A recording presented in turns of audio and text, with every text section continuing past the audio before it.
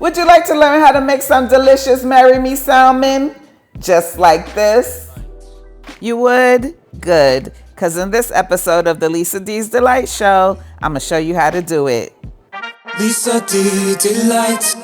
Of course, you're going to need some salmon for this Marry Me Salmon recipe, but the exact ingredient list and measurements and such will be in the description box below.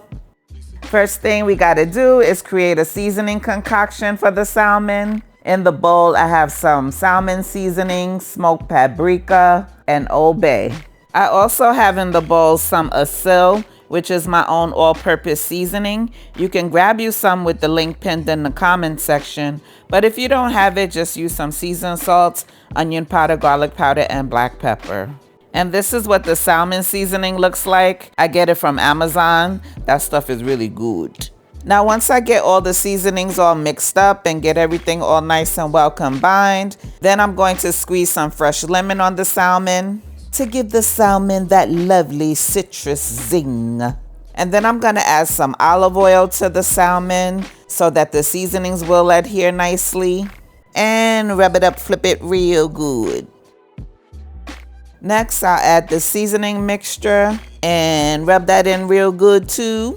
I don't remove the skin from my salmon because I happen to like it. But whether you remove the skin or not, be sure to season both sides.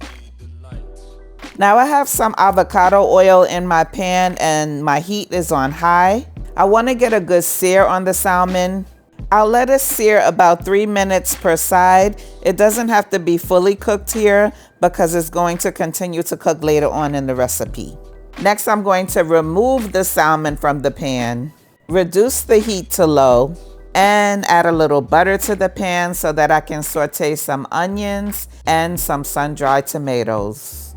Next, I'm going to add some garlic paste and give everything a good stir. I'll let the veggies saute for about 3 minutes before deglazing the pan with some white wine. I'm using white cooking wine, but any kind of white wine will do as long as it's not sweet. Stir, stir, stir, and then add some heavy whipping cream. I'll give this a stir as well and let it cook down for about 3 minutes so that the cream can heat up before I add in some Parmesan cheese. Now I'll stir up that Parmesan cheese. The sauce will thicken up as it simmers, and then I'm gonna season up the sauce with some ASIL. Now I'm gonna stir it up some more, and then once the sauce reaches your desired consistency, then you can go ahead and add in some fresh spinach. And once you get the spinach stirred in, then you can add the salmon back to the pan. And once you get the salmon added back to the pan, then you only have to cook it for about another 3 to 4 minutes or until the internal temperature of the salmon reaches 135 degrees.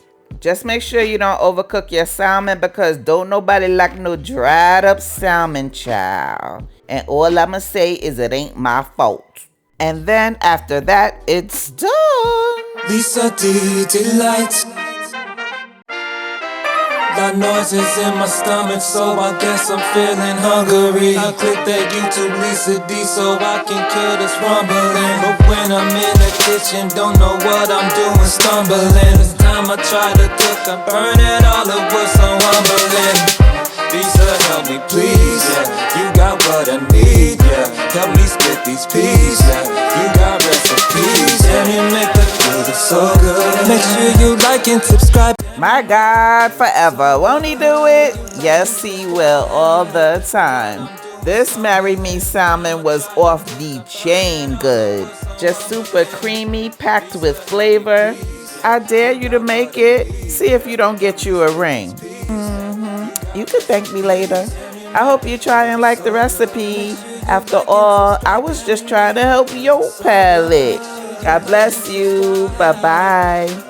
Make sure you like and subscribe, and you make it so good. Make sure you like and subscribe.